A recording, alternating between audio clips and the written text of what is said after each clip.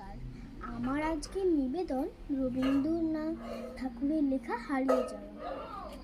ছোট্ট আমার মেয়ে সঙ্গিনীদের ডাক শুনতে পেয়ে সিঁড়ি দিয়ে নিচের তলায় যাচ্ছিল সে নেমে।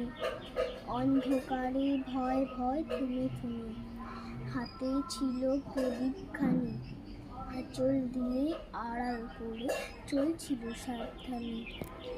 আমি ছিলাম ছাদে, তারায় ভরা চৈত্র মাসের রাতে।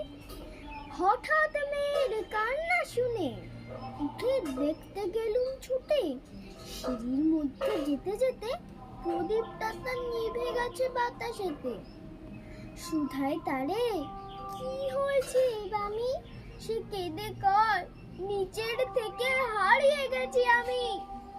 তারায় ভরা চৈত্র মাসের রাতে ফিরে গিয়ে ছাতে মনে হলো যেন আকাশ পানে চেয়ে আমার বামির মতোই যেন অমনিকে এখন নীলাম্বরের আঁচলখানি ঘিরে দীপশিখাটি বাঁচিয়ে একা চলছে ধীরে ধীরে।